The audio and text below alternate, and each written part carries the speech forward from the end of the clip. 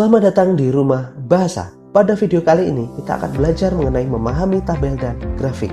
Ini adalah materi yang ditujukan untuk kelas 10 bahasa, khususnya untuk mata pelajaran Bahasa dan Sastra Indonesia Peminatan.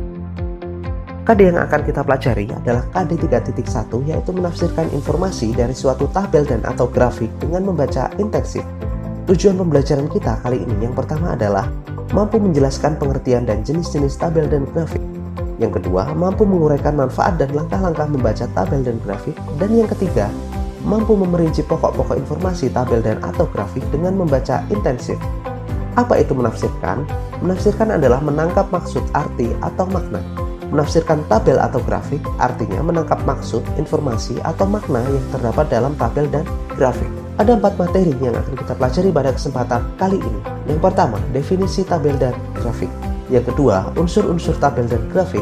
Yang ketiga, jenis-jenis tabel dan grafik. Dan yang keempat, cara membaca informasi dari tabel dan grafik. Apa itu tabel dan grafik?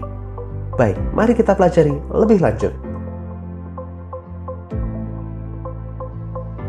Tabel merupakan daftar yang berisi data informasi berupa kata-kata atau bilangan yang disusun secara bersistem, urut ke bawah dalam lajur dan deret tertentu dengan garis pembatas sehingga dapat dengan mudah disimak. Sedangkan grafik adalah penyajian tentang informasi suatu keadaan yang divisualisasikan melalui gambar atau garis pasang dan surut. Unsur-unsur tabel dan grafik. Baik, coba cermati tabel berikut. Kalau kita perhatikan, unsur yang pertama dalam tabel adalah judul tabel. Judul tabel biasanya terletak di bagian atas tabel dan memuat informasi umum tentang isi tabel. Dan yang kedua, ada kolom tabel. Kolom tabel merupakan bagian yang dapat dicermati secara vertikal. Pada tabel di samping terdapat 5 kolom, yaitu kolom nomor, kolom program, kolom SD, kolom SMP, dan kolom jumlah. Yang ketiga adalah lajur atau baris tabel. Lajur atau baris tabel dapat dicermati secara horizontal. Lajur atau baris tabel dalam tabel di samping berjumlah 7. Yang keempat adalah sumber tabel. Sumber merupakan bagian yang terletak di bawah tabel yang memuat informasi dari mana tabel tersebut didapatkan.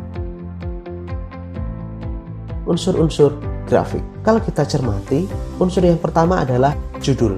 Judul dalam grafik biasanya terletak di bagian atas dan memuat informasi umum tentang isi grafik. Yang kedua adalah sumbu X. Sumbu X merupakan garis horizontal yang biasanya memuat kategori.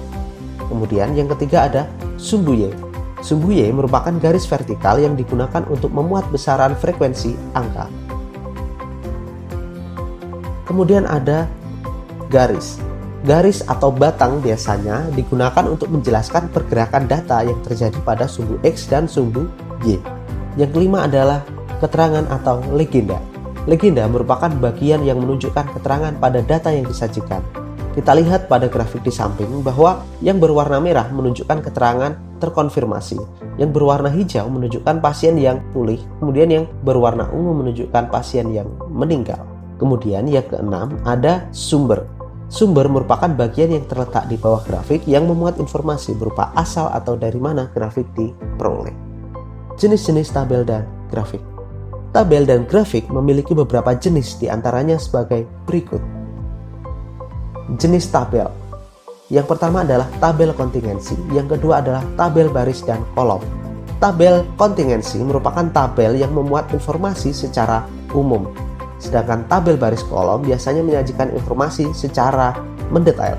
Kalau kita lihat, dalam dua tabel ini, data yang dibahas adalah data yang sama. Tetapi bedanya, pada tabel baris kolom, terdapat pemisahan antara laki-laki dan perempuan. Yang ketiga adalah tabel distribusi frekuensi. Bentuk umum tabel distribusi frekuensi adalah sebagai berikut. Tabel ini biasanya digunakan untuk penelitian atau tulisan yang dikelompokkan ke dalam interval-interval dan masing-masing memiliki frekuensi. Ada beberapa istilah dalam tabel distribusi, yaitu array, data kelompok, dan data tidak terkelompok. Array merupakan penyusunan sekumpulan data menurut urutan nilainya, mulai dari data yang terkecil sampai terbesar. Data tidak terkelompok adalah data yang nilai-nilainya belum disusun dalam tabel distribusi frekuensi. Data terkelompok adalah data-data yang nilai-nilainya sudah disusun dalam tabel distribusi frekuensi. Selanjutnya adalah jenis-jenis grafik. Kita sering menyebut grafik ini sebagai diagram. Yang pertama ada grafik atau diagram batang.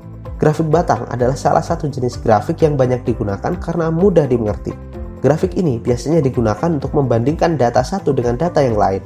Oleh karena itu, grafik ini memuat berbagai data, mulai klasifikasi data, jumlah data, garis lurus untuk tingkat banyaknya data, hingga warna masing-masing data. Kemudian ada grafik garis. Biasanya, grafik garis digunakan untuk mengetahui perkembangan data dari waktu ke waktu. Informasi yang termuat dalam grafik garis diantaranya adalah jenis data, banyaknya data, garis lurus bagi rincian, dan kelas data. Kemudian yang terakhir ada grafik lingkaran atau diagram lingkaran. Grafik lingkaran biasanya digunakan untuk menjelaskan presentase nilai secara keseluruhan, seperti presentase umur pegawai suatu perusahaan, presentase nilai mata pelajaran siswa, dan lain-lain. Pembacaan grafik ini lebih sulit karena pembaca perlu mengetahui teori tentang persen dan menghitung persentase. Bagaimana cara membaca tabel dan grafik? Cara membaca informasi dari tabel, yang pertama adalah baca judul dengan seksama.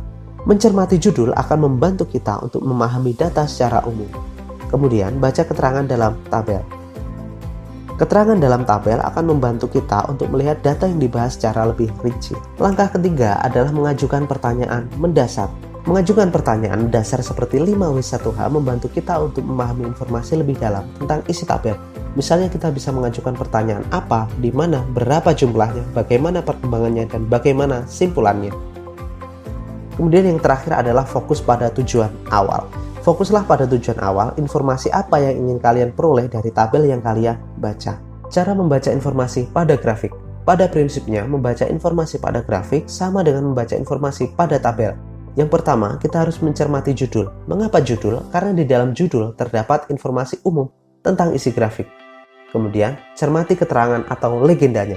Karena dalam keterangan atau legenda termuat rincian-rincian data yang sedang dibahas dalam grafik. Kemudian ajukan pertanyaan mendasar. Jangan lupa untuk kembali fokus pada tujuan awal kalian, informasi apa yang ingin kalian peroleh dalam grafik tersebut. Perhatikan contoh grafik berikut dan coba kerjakan soal yang diberikan. Silahkan klik tombol pause supaya videonya tidak berjalan.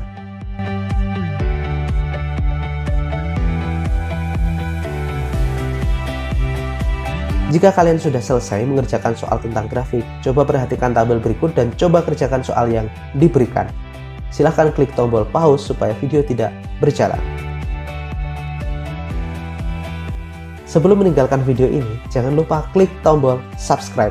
Dan jika kalian memiliki pertanyaan, silahkan tulis di kolom komentar.